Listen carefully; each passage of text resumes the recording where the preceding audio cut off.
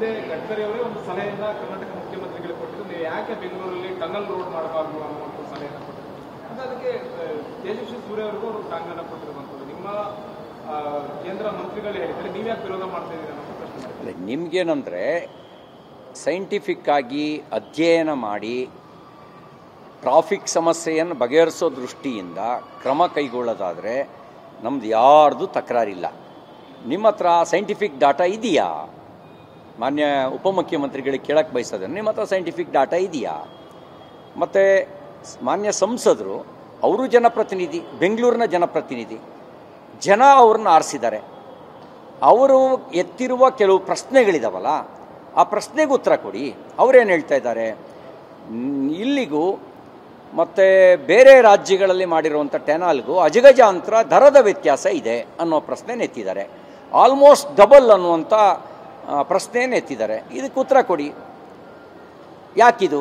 ಆಮೇಲೆ ಅವರು ಇನ್ನೊಂದೇನು ಹೇಳ್ತಾ ಇದ್ದಾರೆ, 600 ಕಾರು ಅದೆಷ್ಟು 1 ಗಂಟೆಗೆ 1400 ಕಾರು ಹೋಗೋದ್ರಿಂದ ಟ್ರಾಫಿಕ್ ಸಮಸ್ಯೆ ಬಗೆಹರಿಯುತ್ತಾ? ಎಂಟ್ರಿ ಮತ್ತು ಎಕ್ಸಿಸ್ಟ್ ಪಾಯಿಂಟ್ನಲ್ಲಿ ಆಗುವಂಥ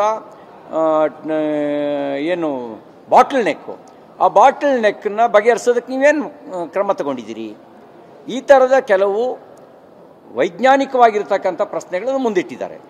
ಈಗ 17-18 ಸಾವಿರ ಕೋಟಿ ಖರ್ಚು ಮಾಡಿ ಆಮೇಲೆ ಸಮಸ್ಯೆ ಹಾಗೇ ಉಳಿದ್ರೆ, ಮತ್ತು ನಿಮ್ಮ ಈ ಟನಲ್ನಲ್ಲಿ ಕೇವಲ ಕಾರುಗಳು ಮಾತ್ರ, ಲಾರಿ ಬಸ್ಸು ಇತ್ಯಾದಿಗಳಿಗೆ ಎಂಟ್ರಿನೇ ಇಲ್ಲ ಅಂತ ಹೇಳ್ತಾ ಇದ್ದೀರಿ.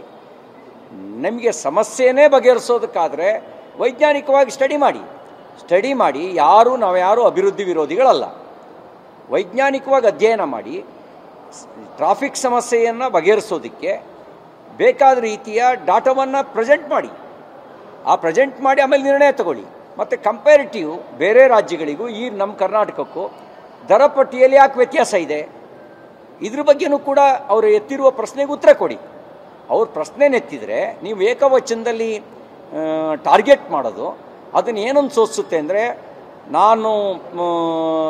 ನಾನು ಹೇಳ್ದಂಗೆ ನೀವು ಕೇಳಬೇಕು, ಯಾರೂ ಮಾತಾಡೋಂಗಿಲ್ಲ ಅನ್ನುವಂಥ ಮನೋಭಾವನೆ, ಅದು ಸರ್ವಾಧಿಕಾರಿ ಮನೋಭಾವನೆ. ಈ ಸರ್ವಾಧಿಕಾರಿ ಮನೋಭಾವನೆ ವಿರುದ್ಧ BJP, ದರ ಹೆಚ್ಚಳದ ವಿರುದ್ಧ BJP, ವೈಜ್ಞಾನಿಕ ಸಮಗ್ರ ಅಧ್ಯಯನ ಆಗದೇ ಇರೋದ್ರ ವಿರುದ್ಧ BJP. ನೀವು ಸಮಗ್ರ ಅಧ್ಯಯನ ಮಾಡಿ ವಿಶ್ವಾಸಕ್ಕೆ ತಗೊಂಡ್ರೆ ಯಾರು ಬೇಡ ಅಂತಾರೆ? ಮಾಡಿ.